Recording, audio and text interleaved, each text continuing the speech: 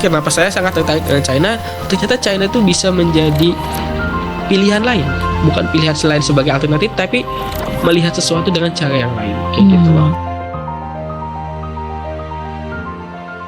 Assalamualaikum warahmatullahi wabarakatuh. Kembali lagi bersama saya Naura di podcast Secret Story. Dan hari ini kita akan membahas terkait pengalaman seseorang nih berkuliah di Tiongkok nih teman-teman. Dan sudah bergabung bersama kita narasumber hari ini ada Mas Aap. Selamat siang Mas, terima kasih sudah mau datang ke studio kami hari ini. Halo, selamat siang. Terima kasih telah diundang Naura. Iya, sama-sama Mas. Nah, Mas Aap nih mumpung lagi pulang ya Mas ke Indonesia, jadi kita bisa ngobrol-ngobrol. Nah, jadi teman-teman Mas Aap ini saat ini sedang berkuliah ya, menjalankan program dokter atau S3 di Tiongkok dan sempat juga ya Mas ya kalau nggak salah S2-nya di sana juga. Nah, oke Mas. Mungkin boleh diceritain sedikit nggak nih Mas, kenapa awalnya bisa akhirnya kuliah di Tiongkok atau kenapa tertarik nih untuk berkuliah di Tiongkok? Boleh Mas. Sebenarnya ini jauh bisa ditarik sebagai seorang muslim kan, kita selalu didengungkan tuntutlah ilmu ke negeri Cina. Utmul ilmu utluul walau fi sobirin gitu. Tuntutlah ilmu sampai ke negeri China. Yang mana walaupun hadisnya lemah, tapi itu kan selalu terkenang kita sebagai muslim untuk terus belajar. Dan hal itu kan menunjukkan bagaimana bahkan ketika zaman tersebut China tuh udah negara yang dikenal gitu loh. Hal itu yang membuat saya sangat tertarik, dan itu dari skripsi saya S1 saya sudah membahas tentang China, dan itu terus berlanjut. Rasa penasaran itu yang membuat diri saya untuk terus belajar sampai ke negeri China-nya. Mungkin lebih gampang dibilang di Indonesia Tiongkok. Iya benar. Oke. Nah, tapi awalnya bisa akhirnya dapat nih Mas, maksudnya kesempatan untuk kuliah nih mungkin dari S2-nya itu gimana sih Mas awalnya? Apakah daftar beasiswa atau gimana Mas? Sebenarnya ini adalah rezeki orang tua saya, dalam artian orang tua saya adalah orang tua yang cuma jualan di pasar. Waktu itu beliau itu banyak berteman dengan orang-orang di pasar, lalu pada saat tersebut ada pembeli yang menawarkan, karena tahu saya baru selesai S1, menawarkan mau nggak lanjut S2 di China kayak gitu, di Tiongkok. Waktu itu tentang beasiswa Tiongkok itu informasinya sangat-sangat minim. Jadi jarang orang mencari tahu. Kalau saya sebagai anak HI, kalau pengen nyari beasiswa tuh selalu ke Australia, Amerika, ke Eropa. Sangat jarang ada yang Tiongkok waktu itu.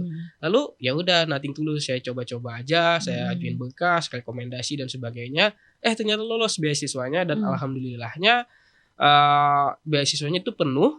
Jadi saya cuma untuk bayar keperluan biaya itu cuma buat pembayaran visa dan transportasi sebenarnya dari Jakarta ke Beijing waktu itu.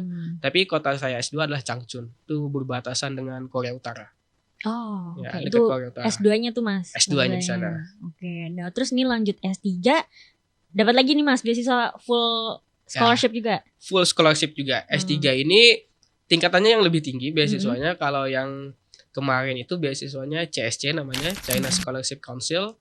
Nah, kalau yang S3 ini dari ASEAN China Young Leadership Scholarship. Jadi ini tadi kan saya bilang kalau S2 saya butuh bayar visa dan bayar buat transportasi. Nah, kalau S3 ini full, nggak ada bayar sama sekali. Transportasi dibayarin, diganti, di-reimburse. Visa juga di-reimburse. Jadi saya cuma bawa badan untuk beasiswanya. Full ya ini. Full. Nah, tapi tuh kalau misalkan setahu saya ya Mas ya, maksudnya dari kemarin saya sering lihat nih ada pameran kuliah misalnya kan, akhirnya udah banyak nih Mas kayak penyuluhan atau pameran lah ya, atau seminar terkait kuliah atau beasiswa di Tiongkok. Nah sebenarnya kalau misalnya mau kuliah di Tiongkok ya atau China itu kita perlu ada ini nggak sih Mas, sertifikat berbahasa Mandarin gitu, atau kalau HSK ya? HSK. Nah itu tergantung tingkatan dan tergantung jenis pembelajarannya. Dalam artian saya HI, saya ngambil yang fully English, jadi cuma perlu TOEFL standar kemarin. Kalau untuk beasiswa jenis saya kemarin mintanya 6 TOEFL-nya. Jadi ini kalau kita di-compare untuk yang LPDP aja butuhnya 7 gitu. Jadi lebih ringan daripada LPDP kayak gitu. Lalu untuk yang misalnya berbahasa Mandarin pembelajarannya itu memerlukan HSK. Nah, untuk yang sekarang, setahu saya untuk S1 mereka itu setidaknya perlu HSK 5 tingkatannya kayak gitu. Tapi level 5 gitu ya. Tapi tergantung universitasnya juga. Nanti ada misalnya ini ternyata belum sampai level 5, ada beasiswa yang misalnya kita tuh ternyata study plan-nya bagus, berkas-berkasnya bagus, kita tuh bisa diberikan kesempatan beasiswa setahun untuk bahasa dulu. Untuk capai level 5 ini. Kalau kita bisa achieve itu, kita baru masuk ke jurusannya. Jadi kita setahun bahasa dulu, prepare, baru gitu. bahasanya kayak gitu. Tapi prepare-nya tuh di sana juga, Mas? Di sana juga. Di sana Nah, juga. itu tergantung bagaimana kita mempersiapkan berkasnya sebenarnya gitu. Berarti mungkin tergantung jurusannya juga ya? Ya, tergantung jurusannya. Setahu saya kalau saya kan ilmu hubungan internasional itu banyak yang English, tetapi untuk jurusan-jurusan lain misalnya engineering, apalagi jurusan-jurusan yang linguistik itu pasti Mandarin semua. Science rata-rata. juga ya? Science rata-rata Mandarin juga. Tapi udah banyak science juga English sebenarnya kayak gitu. Nah, tapi gimana nih Mas pas pertama kalinya sampai di China nih Mas, kesan pertamanya gimana, ataukah mungkin bisa diceritain nih, ada nggak sih kesamaan antara di China sama di Indonesia? Gimana tuh Mas? Sebenarnya kalau persamaan mungkin tentang kebiasaan aja sebenarnya. Dalam artian saya waktu sampai pertama kali ke China itu kan di sana internetnya terbatas dan sebagainya. Itu kan sesuatu yang kita orang Indonesia nggak pernah rasakan kayak gitu loh. Jadi saya sebelum ke sana harus prepare dulu dalam artian VPN apa yang bekerja di sana, karena nggak semua VPN juga bisa bekerja di sana kayak gitu. Lalu di sana serba cashless, jadi saya harus serba mengaktifkan namanya Alipay dan WeChat, Weixin kayak gitu. Jadi pembayaran semua fully cashless rata-rata di sana, walaupun sampai ke pedesaan cashless. Itu ya sangat convenient bagi saya, dan itu juga kadang menjadi kelemahan karena saya tidak terbiasa ngomong jadinya. Jadi karena apa-apa cashless, apa-apa teknologi, pesan menu, pesan makanan sebagainya itu teknologi, jadi kadang sulit berkomunikasi kayak gitu ke orang sana. Tapi sangat convenient, hidup di sana sangat convenient. Tapi kalau untuk conversation atau komunikasi misalkan mau ke supermarket atau itu gimana bisa. Mas? Kan untuk supermarket gampang, yang mesti untuk harian itu masih bisa kayak gitu. Tapi Mandarin berarti pakai Mandarin. Tapi orang sana juga kita kan maksudnya di sana nama internetnya misalnya Baidu Translate kayak gitu, bukan Google Translate. Jadi mereka punya dunia internet sendiri di sana. Ya tinggal ajuin aja, orang juga udah ngerti kayak gitu loh, bisa conversation dua arah kayak gitu sebenarnya. Dan hidup di sana sangat convenient. Itu sih yang mungkin sangat-sangat berbeda dengan di sini mungkin. Tapi kalau misalnya di dunia perkuliahannya Mas, itu gimana? Meskipun misalkan kesehariannya atau lecture-nya itu kan tetap pakai English gitu kan. Tapi gimana nih Mas, ada bedanya nggak kuliah di sini sama di ini yang mungkin kadang menjadi perbedaan antara mahasiswa internasional yang studinya in English dengan studi in Mandarin. Kalau yang studi in English rata-rata kita tuh digabung cuma dengan kelas-kelas internasional, dalam artian mahasiswa internasional gitu. Sangat jarang gabung dengan mahasiswa China-nya kayak gitu. Padahal kan kita pengen studi di Cina juga pengen tahu dong dengan interaksi dengan mahasiswa China-nya. Tapi hal tersebut sangat terbatas kalau kita cuma belajar dengan English kayak gitu, yang belajarnya dengan English. Tapi kalau kita belajarnya dengan Mandarin, kita juga digabung dan benar-benar kompetisinya terasa di dunia akademis kayak gitu loh. Ya? Dan kalau yang English ya kompetisinya dengan mahasiswa internasional aja kayak gitu loh.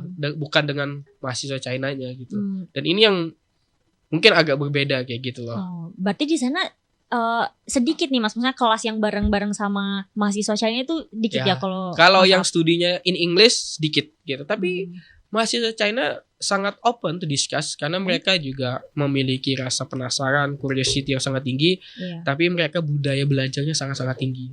Saya waktu musim-musim ujian nih, kalau waktu musim ujian itu perpustakaan tuh buka 24 jam.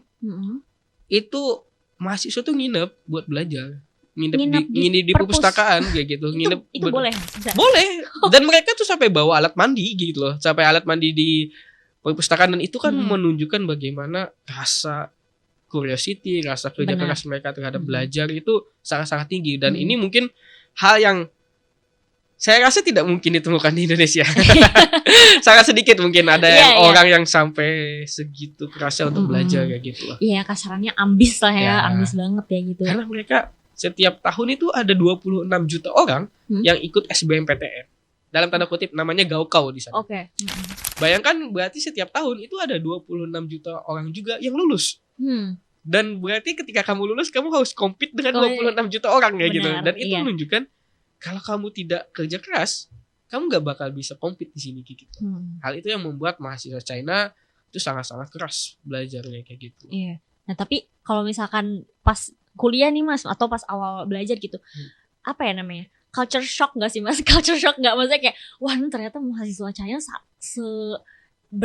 berdedikasi ini ya, maksudnya kayak ada bedanya gak sih mas? Mungkin bedanya itu kita jadi lebih semangat. Wah, mahasiswa sini juga belajarnya sampai segitunya gitu. Masa kita yang dalam tanda kutip dapat belajar karena uang pajak mereka, beasiswa mereka, kita nggak bisa sekeras itu. Dan di sini kan kita pengen belajar tentang China.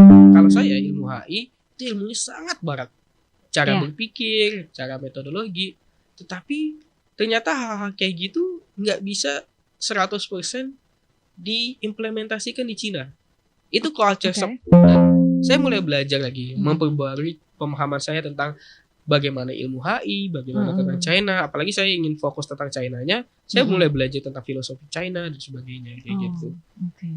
Dan berarti, itu yang mungkin membuat saya lebih memahami bagaimana sih budaya Cina itu gitu. Iya benar. Jadi sambil belajar juga ya mas ya tentang budayanya, filosofinya seperti apa. Tapi kalau misalnya untuk jurusan HI sendiri mas, kan biasanya kalau mungkin apakah di China itu sedikit mas mahasiswa yang masuk ke HI-nya atau lebih ke mungkin yang kayak kita ketahui ya misalnya teknologi, sains lebih cenderung ke sana atau gimana? Lumayan banyak, tetap lebih cukup banyak untuk jurusan HI dan social science lainnya, humanity kayak gitu. Tapi kalau kita compare dengan engineering itu memang kalah. Karena bagi orang China mereka sangat-sangat mengkhawatirkan masa depan. Jadi mereka jurusan yang dalam tanda kutip gampang masuk ke industri dan sebagainya adalah engineering industri. Tetapi ilmu HI juga dan social science pada umumnya sedang berkembang karena posisi Cina sangat hal ini. Cina itu adalah peradaban yang sangat tua, lebih dari 2000 tahun gitu. Masa dengan budaya yang sangat tua, peradaban yang sangat tua ini mereka tidak bisa menghasilkan ilmu sosialnya sendiri gitu loh. Dan itu sedang dikembangkan di China. Mereka sedang mengembangkan itu dan sekarang ilmu social science dan HI khususnya itu sudah mulai banyak memposisikan diri di situ gitu. Iya karena memang maksudnya kalau misalnya kita lihat ya nih misalnya di sosmed lah atau di pemberitaan itu kan biasanya achievements-nya pasti dari jurusan teknologi, sains, biasanya yang kental itu tuh apalagi di Asia kan? Apalagi di Asia, apalagi karena kita tuh cuma melihat Cina tuh sebagai barang kebanyakan. Barang ini made in China, ini made in China gitu loh. Tapi orang tuh nggak pernah berpikir kenapa barang ini tuh bisa terbentuk gitu loh. Dalam artian pasti kan ada kebijakan publiknya, ada ilmu sosialnya yang jarang dibahas di Indonesia dan di ilmu HI khususnya di Indonesia sangat jarang melihat ini gitu loh. Karena mungkin lebih kalau misalkan di HI, kalau di jurusan HI ya saya nggak tahu sih ya, cuma mungkin biasanya lebih condongnya ke Barat ya atau Eropa cara gitu berpikir Barat, liberalisme dan sebagainya kayak gitu.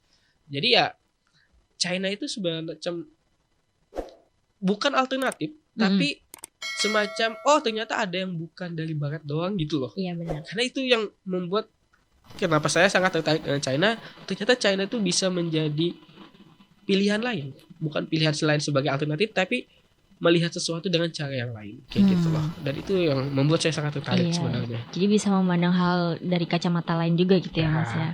Nah tapi kalau bagaimana Mas Ab melihat sistem pendidikan perguruan tinggi ini khususnya di Indonesia ya, maksudnya mungkin beasiswa ke luar negeri ya pada hari ini bagaimana Mas?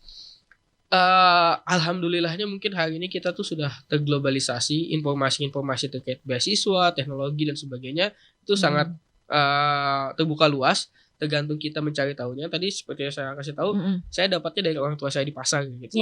Yang ngasih tahu.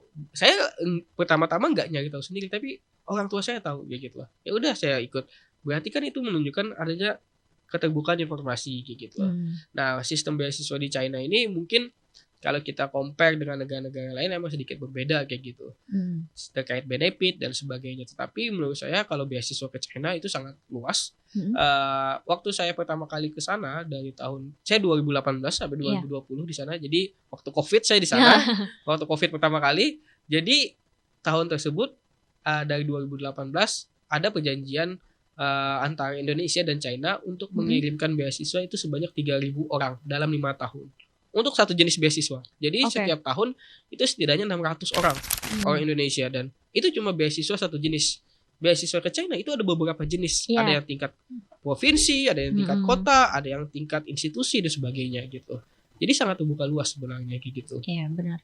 Kemarin sih tahun lalu juga saya sempat ada yang ngeliput di salah satu acara juga di Kemendikbud juga, itu juga ingin membuka kerjasama lebih banyak lagi itu Mas untuk pendidikan ya, seperti beasiswa ke luar negeri khususnya di Tiongkok seperti itu. Jadi pengen dibuka lebih banyak lagi lah peluangnya seperti itu. Ya banyak banget sebenarnya.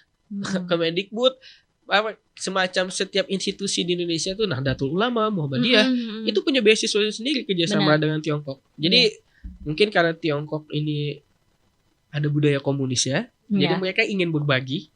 Jadi pada tahun-tahun 5 tahun, 10 tahun kebelakang ini emang sedang banyak membagikan beasiswa gitu. Nah tapi Mas, kalau misalkan buat teman-teman nih misalkan yang pengen ya, kan sebenarnya banyak sih sekarang tuh anak-anak muda yang mungkin yang lulus SMA nanti pengennya kuliahnya di luar negeri gitu. Nah salah satunya di Tiongkok nih Mas, banyak yang menjadikan Tiongkok sebagai pilihan untuk melanjutkan kuliah gitu ya, S1 lah. Nah ada nggak sih Mas tips-tipsnya nih, misalnya nyari beasiswanya gimana atau mungkin ngebangun relasinya kayak gimana gitu kan? Ya, ini juga salah satu yang paling penting terkait beasiswa ke China itu bukan cuma soal terkait study plan dan sebagainya, tentang berkas-berkas kita, tapi juga tentang rekomendasi. Siapa yang merekomendasikan kamu tuh juga menjadi penting untuk beasiswa ke China kayak gitu. Dan yang perlu dipersiapkan adalah tentu saja relasimu. Kalau bisa kamu udah bisa achieve level 5 HSK dan kamu ada perbedaan yang besar pasca Covid dan sebelum Covid terkait beasiswa China. Sebelum Covid itu terkait berkas dan filternya untuk penerima beasiswanya itu lebih ringan. Tetapi setelah Covid lebih berat. Jadi anak-anak yang S1 terutama itu harus ikut gaokao juga, ikut SBMPTN, tapi mungkin standarnya agak berbeda. Mereka dites matematika, bahasa Inggris dan sebagainya kayak gitu. Jadi juga dipersiapkan hal-hal dasar seperti ini kayak gitu. Kalau mungkin ada yang tertarik dengan art, seni, mungkin juga bisa mencari tahu bagaimana jurusan seni di sana, musik. Karena saya kenalan di sana, dia jurusan pembuatan biola.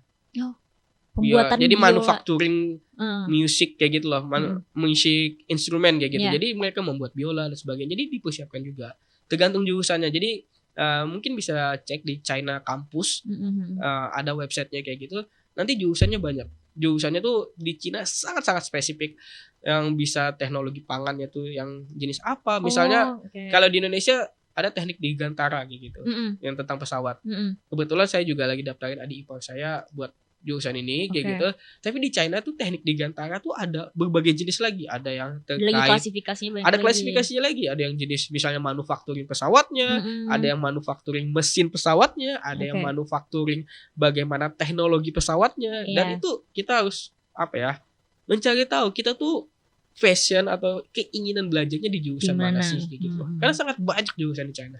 Karena kampusnya juga banyak kayak gitu. Nah, tapi Mas kalau dilihat dari perbandingan mata kuliah di Indonesia sama di Tiongkok, apa sih Mas menurut Mas Aap yang paling signifikan terlihat perbedaannya? Kalau saya melihatnya karena saya ilmu HI ya, saya tuh mungkin ilmu HI yang lebih condong bagaimana China mempersepsikan ilmu ini gitu, bukan ilmu HI yang secara umum. Kalau in general, kalau ilmu HI di Indonesia itu masih terlalu general dan masih terlalu mengekor ke barat. Sangat sedikit nilai-nilai keindonesiaan atau bagaimana Indonesia memandang ilmu HI itu diterapkan di ilmu HI di Indonesia. Kalau di China mereka mulai menerapkan ilmu-ilmu HI ini yang bagaimana China melihat ilmu HI, bagaimana China memposisikan ilmu HI dan sebagainya. Ini perbedaannya sangat jelas. Dan mereka kalau di sana mungkin jurusan-jurusan teknik itu sudah dibiasakan nge-lab dan sebagainya, dan itu benar-benar dibangun budaya akademisnya sangat kuat kayak gitu. Budaya akademis ini yang mungkin jarang juga di Indonesia, budaya akademis. Karena di sana perguruan tinggi itu mendapatkan funding dari negara sangat banyak. Jadi misal di China itu makanan di kantin itu murah. Kenapa? Karena disubsidi oleh pemerintah. Jadi sekali makan itu 15-20 ribu rupiah udah cukup gitu loh kalau dirupiahkan. Dan itu membuat mahasiswa tuh betah di kampus dan sebagainya. Berkehidupan di kampus itu menjadi sangat layak kayak gitu, nggak perlu keluar-keluar kayak gitu. Dan itu juga didukung dengan industri China yang kerjasama sama kampus. Jadi ada sinkronisasi antara dunia pemerintahan, dunia industri dan dunia akademis di sana. Gitu. Timbal baliknya ada ya. Nah tapi kalau menurut Mas Aap sendiri nih, pandangannya Mas Aap, apakah pendidikan di Indonesia bisa mengejar sistem seperti sistem pendidikan di Tiongkok, Mas? Kalau mengejar mungkin kita butuh waktu menurut saya, karena banyak hal yang perlu diperbaiki di dunia pendidikan tinggi di Indonesia, terutama bagaimana memperlakukan dosen, pengajar. Di sana dosen sangat dihargain. Di Indonesia belakangan ini kan sedang ada masalah, terutama di Kementerian Pendidikan Tingginya kemarin ada demo sempat kayak gitu. Nah, dan sekarang juga isu yang ramai sedang tukin dosen yang tidak dibayarkan dan sebagainya. Jadi kan kita masih banyak hal, masih banyak waktu untuk belajar bagaimana proses, bagaimana Cina bisa menghasilkan pendidikan tinggi seperti ini, kayak gitu. Untuk akademis sebenarnya orang Indonesia nggak kalah pintar, tapi bagaimana institusinya mendukung itu gitu. Nah ini yang mungkin kita masih perlu banyak belajar. Betul. Kayak gitu. Sebenarnya mungkin dari individunya atau mahasiswanya udah, kalau dari segi keterampilan atau kualitas kepintarannya udah oke gitu ya. Mungkin support dari kampusnya itu support sendiri. Sistemnya, institusinya dan sebagainya. Karena pendidikan tinggi ini itu sangat berbeda dengan dunia sekolah dasar, menengah pertama ataupun sekolah menengah atas. Pendidikan tinggi ini harus bisa menghasilkan sesuatu gitu loh. Dan kadang-kala pendidik di Indonesia, dunia dosen itu di Indonesia sangat berat kayak gitu loh. Misalnya kan kalau saya sebagai dosen ada tridharma itu, pengabdian, pendidikan dan penelitian, dan itu dilakukan secara bersamaan. Itu kadang-kala membuat dosen sangat kecapean dengan hasil yang tidak maksimal kayak gitu loh. Hal-hal kayak gitu kan kita mesti perlu banyak belajar lah. Iya benar. Harus banyak dievaluasi juga ya Mas ya. Dievaluasi kayak gitu. Tapi dari Mas Aap sendiri apa sih Mas yang mungkin sekiranya bisa diperbaiki dari sistem pendidikan kita nih, khususnya di perguruan tinggi? Kesejahteraan pengajar itu menjadi salah satu hal kunci bagaimana pendidikan itu bisa berjalan baik. Tanpa pengajar yang sejahtera tidak ada hasil yang bagus gitu loh. Kita selalu digaung-gaungkan dengan guru adalah pahlawan tanpa jasa. Tapi guru itu juga butuh penghidupan gitu loh. Pengajar itu butuh penghidupan, dan bagaimana kita memposisikan pengajar di Indonesia itu masih sangat-sangat miris bagi saya. Misalnya nih kita buka-bukaan aja. Ketika CPNS misalnya gabung, seorang dosen fresh graduate gabung sebagai dunia dosen, itu gajinya kurang dari 3 juta. Bayangkan dengan tenaga D3 misalnya di CPNS juga misalnya, itu jauh di atas mereka gitu loh. Sedangkan orang untuk mencapai S2, mencapai S3 itu membutuhkan pengorbanan yang lebih besar gitu. Benar. Tapi kok penghargaannya dan kelayakannya jauh di bawah itu gitu loh. Dan ini menurut saya mesti hal dasarnya perlu dievaluasi itu, dan pembangunan industri pendidikan tingginya sendiri gitu loh. Tidak apa-apa menurut saya industri itu dijadikan bisnis, tetapi bisnis yang menumbuhkan pendidikan itu. Jangan bisnis yang cuma menumbuhkan budaya mencari keuntungan gitu loh. Karena di Cina kampusnya juga mencari keuntungan, tapi pendidikannya diutamakan gitu loh. Benar, Itu yang mungkin perlu dipelajarin dan dievaluasi bagi saya di Indonesia kayak gitu. Jadi nggak apple to apple ya kalau di sini ya. Kalau di sana pendidikannya lebih dikedepankan dulu gitu Mas. Karena contoh profesor atau peneliti di sana itu bahkan bisa mendapatkan funding penelitian sangat-sangat besar. Lebih besar daripada penelitian di Amerika Serikat bahkan. Gitu loh. Dan itu kan menunjukkan ada penghargaan juga. Kalau emang dosen ini berdedikasi dan memiliki keinginan untuk melakukan dan menemukan sesuatu yang baru, ada penghargaan yang layak. Di Indonesia hal itu masih questionable kayak gitu. Kadang dosen itu jadi diajarkan untuk main-main dalam anggaran. Karena hal itu tidak ada penghargaannya gitu. Bukan karena dosen pengen, tapi karena tidak ada penghargaannya gitu. Benar. Itu sih menurut saya. Nah, Mas, kembali ke budaya akademis. Tadi apakah sistem pendidikan kita ada warisan Belanda atau Barat itu harus diubah sesuai jati diri bangsa Indonesia seperti apa yang dilakukan di China gitu, Mas? Menurut saya bukan dirubah, tapi kita mencari yang terbaik dari kedua sistem ini. Karena Indonesia, saya tuh selalu melihat Indonesia tuh sebagai jembatan antara peradaban besar. Dalam artian dulu Indonesia ini adalah penggabungan antara peradaban China dan peradaban India di zaman dulu. Sekarang Indonesia mungkin adalah jembatan antara peradaban barat dan peradaban timur. Yeah. Nah, jadi kita harus belajar apa sih sistem terbaik di barat, apa sistem terbaik di timur. Apa yang kita bisa implementasikan di masyarakat kita. Bukan merubah, tapi melihat dan mengimplementasikan yang terbaik gitu. Banyak jalan menuju Roma. Jalan yang mana yang kita ambil gitu. Hal kayak ginilah yang perlu dipelajari di Indonesia menurut saya, dan salah satu yang paling penting adalah budaya kritisnya kayak gitu. Mungkin karena di Indonesia ada semacam shaming terhadap orang pintar kayak gitu loh. Jadi ketika misalnya di kelas ada yang nanya, wah banyak nanya nih, males nih kayak gitu. Itu kan budaya yang tidak baik sebenarnya dalam dunia akademis kayak gitu loh. Shaming ya. Di shaming kayak gitu loh. Orang menjadi pintar di Indonesia itu di shaming kayak gitu loh. Jadi itu adalah budaya yang mesti dirubah. Benar-benar culture seperti itu dirubah. Bagaimana ya budaya Indonesia ini mesti banyak dirubah. Mungkin kenapa saya sedikit cerita. Kenapa China bisa jadi seperti ini? Mereka tuh ada periode namanya revolusi budaya, cultural revolution. Walaupun itu banyak perdebatan terkait itu, tapi dampaknya itu membentuk China yang kali ini gitu loh. Dampaknya adalah peningkatan literatur, budaya belajar yang sangat tinggi, kerja keras, dan itu yang harus terjadi juga di Indonesia kayak gitu. Mungkin tidak se-ekstrim itu, tapi nilai-nilai yang dikembangkan di sana, ayo dong juga diimplementasikan di Indonesia. Kalau emang pengen negara ini berkembang, pengen negara ini maju, ya orang Indonesia juga yang bekerja keras gitu loh. Ya ayo kerja keras bareng gitu loh, hal kayak gitu. Kalau selama Mas Ap kuliah di China nih Mas, ada nggak atau apa sih pandangan pelajar atau mahasiswa Indonesia di Tiongkok terhadap budaya akademi di Indonesia? Ada nggak sih Mas sering diskusi-diskusi gitu? Jadi saya baru membentuk organisasi namanya SINO, Scholar of Indonesia China Network. Di sini kami ingin menjadi jembatan antara universitas di China dan universitas di Indonesia. Nah, jadi ada budaya pembelajaran, saling bertukar ide dan sebagainya. Jadi saya juga balik Indonesia nih bakal banyak menawarkan beberapa universitas, mau nggak kerjasama dengan universitas Tiongkok dan sebagainya. Universitas di China, mereka tuh Universitas China tuh pengen bekerja sama dengan Indonesia, karena Indonesia ini potensinya besar, tapi masih banyak ruang untuk dikerjasamakan dan gitu.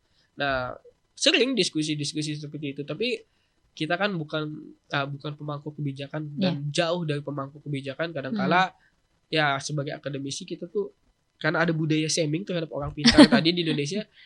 Orang pintar yang didengarkan di Indonesia ini sedikit kayak gitu. Betul. Menurut saya. Iya benar banget sih Mas, kalau itu saya setuju. Nah, tapi kalau menurut Mas nih, ada nggak atau peristiwa atau insiden apa sih yang bisa merubah budaya pendidikan di Indonesia? Mungkin ini menjadi perdebatan yang agak panjang dalam artian kenapa China bisa seperti itu? Karena China itu mengalami masa yang sangat-sangat memprihatinkan. Di sana dikenalnya Century of Humiliation. 100 tahun yang sangat memalukan. Kenapa 100 tahun yang sangat memalukan? Mereka dijajah 5 negara sekaligus. Peradaban mereka dihancurkan, hukum mereka dihancurkan, masyarakat mereka dihancurkan. Mungkin kalau kita tahu Opium War, perang opium, itu menunjukkan dulu masyarakat Cina tuh sangat addicted terhadap opium kayak gitu. Lalu ketika sudah selesai Perang Dunia Kedua, mereka terjadi perang sipil antara komunis dan nasionalis. Lalu setelah itu masyarakat Cina merdeka menjadi People Republic of China, dan itu masih sangat miskin, bahkan lebih miskin daripada negara Afrika. Dan itu waktu merdeka ada 800 juta orang mesti dikasih makan. Hal itu kan membuat perubahan harus ekstrim terjadi kayak gitu. Nah, di Indonesia orang tuh hidup terlalu enak. Dalam artian mungkin ada orang yang dilepas di hutan tuh masih bisa hidup. Mereka bisa makan apapun. Kita tuh selalu digaungkan dengan kita tuh adalah negara yang kaya sumber daya alam dan sebagainya. Dan hal itu menurut saya memabukkan. Kenapa? Karena kita tuh biasa hidup mudah gitu loh. Kenapa Jepang bisa maju? Kenapa Korea Selatan bisa maju? Kenapa China bisa maju? Jepang itu tidak ada sumber daya alamnya. Mereka bekerja keras kayak gitu loh. Hal-hal kayak gitu kan mesti dipelajari di Indonesia, bahwa budaya kerja keras itu penting, dan budaya untuk tidak menggantungkan kepada kondisi alam dan sumber dayanya itu juga menjadi penting gitu. Jadi bekerja keraslah terhadap individu kita kayak gitu loh. Dan menurut saya di Indonesia budaya seperti itu masih sangat-sangat kurang kayak gitu. apalagi di pendidikan tinggi dan Iya. masyarakat Indonesia pada umumnya gitu. Mungkin terakhir nih Mas, harapan Mas bagi dunia perguruan tinggi di Indonesia jika kita melihat ya mungkin adanya perubahan lanskap global hari ini, Ya. apa nih Mas? Harapan saya mungkin pendidikan tinggi di Indonesia juga mulai membuka diri terhadap alternatif pendidikan, bagaimana metode pendidikan dan sebagainya. Cina mungkin bisa menjadi salah satu, tapi bukan menjadi utama juga, tapi bisa menjadi salah satu patokan. Karena Cina tuh bisa pada saat merdeka jauh lebih miskin dari Indonesia gitu. Kok bisa gitu? Dan dunia akademisnya juga berkembang ke arah tersebut gitu. Bagaimana dunia akademis itu bisa menopang perkembangan China. Nah, mungkin pendidikan tinggi itu di dunia Indonesia harus belajar terhadap bagaimana mengkondisikan institusi pendidikan tinggi dengan pemerintahan dan dunia industri. Bagaimana sinkronisasi itu terjadi. Mungkin yang salah satu problem concern di Indonesia adalah Indonesia ekonominya sedang melambat gitu. Kenapa melambat? Selain karena judi online dan sebagainya, juga terjadi deindustrialisasi. Nah, kenapa terjadi deindustrialisasi di Indonesia? Karena industrinya nggak jalan gitu loh. Kenapa industri nggak jalan? Karena tidak ada pendidikan tinggi dan pemerintah yang menopang. Industri di Indonesia hanya ditopang oleh satu bagian saja. Padahal industri itu adalah jenis sektor yang mesti didukung oleh semua pihak kayak gitu loh. Cina membuktikan itu. Semua barang yang mungkin di sekeliling kita itu mayoritas adalah made in China gitu loh. Tapi itu terjadi karena dunia akademis juga terlibat di sana gitu. Jadi harus ada sinkronisasi. Jangan pendidikan tinggi jangan terlalu anti terhadap dunia industri atau dunia pemerintahan gitu. Jangan terlalu berdiri di menara gading. Kita itu adalah bagian masyarakat juga. Yuk kita juga berkontribusi kepada masyarakat. Kontribusinya sebagai ilmu kita kayak gitu. Benar. Dan ini yang mungkin menurut saya harus digaungkan di Indonesia kayak gitu. Jadi ini adalah kerja keras, bukan cuma pendidikan tinggi, tapi kerja keras bersama gitu loh. Iya, sebenarnya memang harus ada support juga Mas dari pemerintah juga ya. Oke. Nah, itu teman-teman tadi kita baru aja sharing-sharing cerita-cerita sama Mas Aap terkait pengalamannya kuliah di China seperti apa. Terus mungkin kayak saya kira ada culture shock, ternyata enggak juga ya Mas. Culture shocknya mungkin hidupnya lebih convenient. Kita lebih convenient karena kita terbiasa seperti ini di Jakarta, hidup di Jakarta gitu, dan ketika di China hidupnya sangat teratur. Tapi life cost-nya nggak mahal Mas atau bahkan untuk dunia pendidikan tinggi bisa lebih murah daripada pendidikan tinggi di Indonesia hari ini di sana. Selain dapat subsidi dan beasiswa, untuk bayar sendiri pun banyak mahasiswa Indonesia bayar sendiri di sana gitu. Iya benar. Karena opportunity-nya lebih besar. Selain mereka bisa bandarin, teknologinya mereka lebih maju gitu. Iya benar. Ternyata dan nggak semahal itu gitu. Nggak semahal itu biaya kuliah di China. Ya, makanya mungkin banyak sekarang yang pakai biaya mandiri juga ya, banyak sponsor biaya sendiri mandiri ya. sekarang gitu. Oke Mas Aap. Nah itu teman-teman tadi kita bisa sharing-sharing sama Mas Aap terkait kuliah di Tiongkok itu kayak gimana, terus perspektifnya dalam hubungan internasional juga seperti apa ya Mas ya, belajarnya mata kuliah di sana itu gimana, dan mungkin buat teman-teman yang mau nih atau tertarik buat nanti ya kuliah atau berencana melanjutkan studi di Tiongkok, bisa tuh tadi tips-tipsnya udah dikasih juga sama Mas Aap. Oke teman-teman, sampai bertemu di episode selanjutnya. Assalamualaikum warahmatullahi wabarakatuh. Terima kasih Mas Aap. Terima kasih Laura.